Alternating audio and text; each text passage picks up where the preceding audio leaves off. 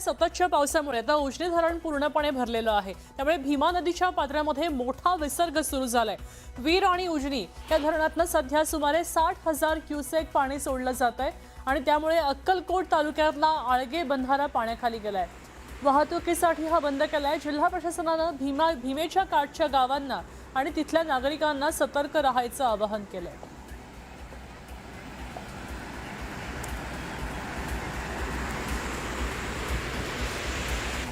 मराठवाड्यासाठी दिलासादायक बातमी आता आहे। संपूर्ण मराठवाड्याची तहान भागवणारं जायकवाडी धरण इथं पाणीसाठ्यात सातत्यानं वाढ होतीये। धरणातला उपयुक्त पाणीसाठा 67.99% जवळपास 68% पोहोचलाय। धरणात सध्या 52.12 टीएमसी जिवंत पाणीसाठा उपलब्ध आहे आणि पाणलोट क्षेत्रामध्ये पावसाचा वेग सुरू आहे। त्यामुळे सरासरी 27,582 क्युसेक पाण्याची आवक सुरू आहे।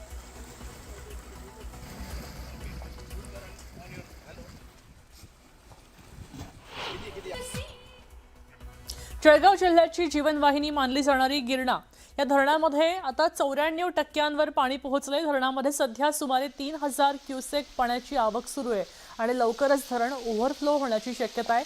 विशेष म्हणजे अवघ्या 8 दिवसात धरणाच्या जलसाठ्यात तब्बल 54% वाढ झाली आहे।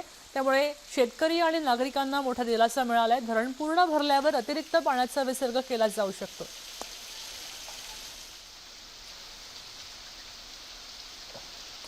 जळगाव जिल्ह्यात पुढचे 2 दिवस रेड अलर्ट जारी केलाय। मुसळधार पाऊस, जोरदार वारे आणि विजांचा कडकडाट याचा इशारा दिलाय। हवामान विभागानं हा इशारा दिलाय। आता या पार्श्वभूमीवर जिल्हाधिकारी रोहन घुगे यांनी नागरिकांनी अत्यावश्यक कामाशिवाय घराबाहेर पडू नये असं आवाहन केलं। जिल्ह्यातल्या सगळ्या आपत्कालीन हेल्पलाईन आणि बचाव पथकं सज्ज आहेत।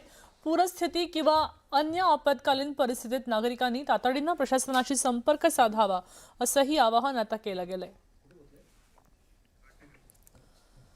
गडचिरोलीतनं बातमी आहे। इथं मुसळधार पाऊस आहे। जनजीवन विस्कळीत झालंय। गडचिरोली शहरामध्ये सखल भागात 3 वस्त्यांमध्ये घरात पाणी शिरलंय।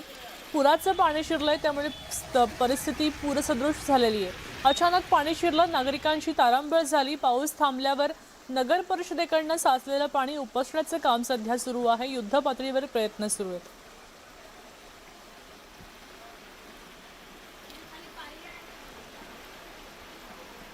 इथंच मुसळधार पावसामुळे शहरात सुद्धा परिस्थिती पूरसदृश तयार झालेली आहे। गडचिरोली नगर परिषदेच्या इमारतीत पाणी शिरलंय त्यामुळे सर्व विभागांसह नगराध्यक्ष आणि मुख्याधिकाऱ्यांच्या कक्षात सुद्धा पाणी साचलंय। शहरात अनेक ठिकाणी रस्ते सुद्धा पाण्याखाली गेलेत।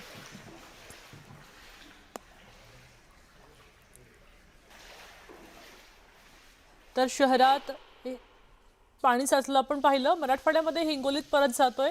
इथं पावसानं जोरदार हजेरी लावली। पावसामुळे शेती पिकांना मोठा दिलासा मिळाला। यामुळे शेतकऱ्यांमध्ये समाधानाचं वातावरण आहे। हवामान विभागानं हिंगोली जिल्ह्यात पावसाचा येलो अलर्ट जारी केलाय। त्यामुळे सकाळपासूनच हिंगोली धरणातल्या सगळ्याच भागात पावसानं हजेरी लावली। त्यामुळे शेतकऱ्यांना मोठा दिलासा मिळालाय। यवतमाळ जिल्ह्यात आपण पाहतोय दमदार पावसामुळे शेतकऱ्यांना मोठा दिलासा मिळाला। पावसामुळे शेतांमध्ये पाणी साचलंय आणि तरी सुद्धा कापूस आणि सोयाबीन पिकांना आवश्यक असलेला पाऊस मिळाला नाही। त्यामुळे पिकांची वाढ चांगली आता सध्या होतीये। पिण्याच्या पाण्याची ही समस्या मोठ्या प्रमाणात आता कमी झाली आहे आणि गावखेड्यांमध्ये लहान तळ्यांमधलं पाणी पातळीमध्ये वाढ झाली आहे। त्यामुळे शेतकऱ्यांमध्ये समाधानाचं वातावरण आहे। गोंदिया जिल्ह्यात काल रेड अलर्ट दिला होता। त्यामुळे मुसळधार पावसाला सुरुवात झाली होती।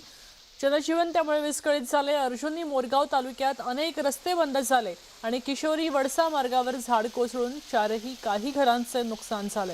या दुर्घटनेमध्ये 8 ते 9 जण जखमी झाले। त्यांच्यावर उपचार सुरू आहेत। पावसामुळे पुजारी टोला धरणाचे दरवाजे उघडलेत आणि 10,832 क्युसेक तर धापेवाडा बॅरेजमधनं 1,27,256 क्युसेक पाण्याचा विसर्ग सुरू आहे। दरम्यान आज सुद्धा जिल्ह्याला ऑरेंज अलर्ट दिलेला आहे आणि प्रशासनानं नागरिकांना सतर्क राहण्याचं आवाहन केलं।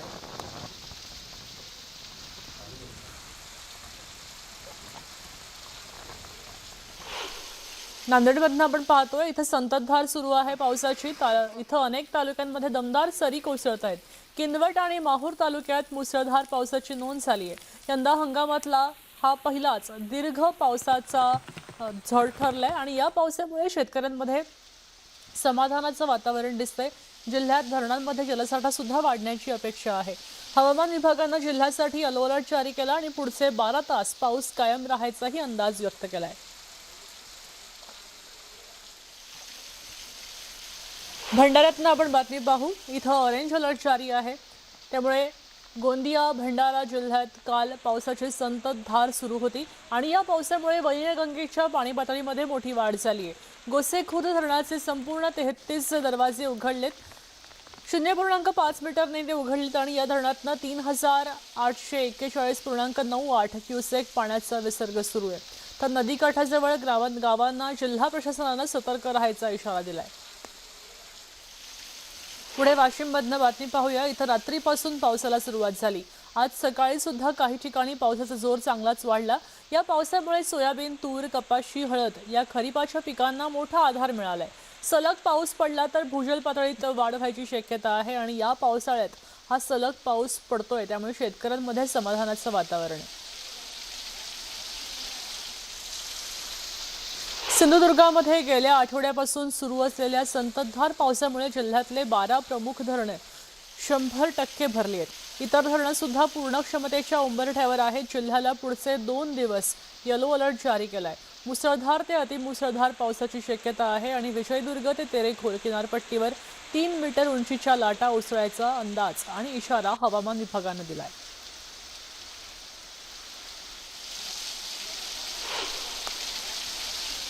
सिंधुदुर्गासाठी दिलासादायक बातमी आहे। गेले काही दिवसांपासून सुरू असलेल्या दमदार पावसामुळे जिल्ह्यातल्या धरणांच्या पाणीसाठ्यात लक्षणीय वाढ झाली आहे। जिल्ह्यातली 12 प्रमुख धरणं आता तब्बल 76.70% भरली आहेत, त्यामुळे इथं पाणीसाठा उपलब्ध झालाय। पिण्याच्या पाण्याबरोबरच शेतीसाठी सुद्धा मोठा दिलासा मिळालाय।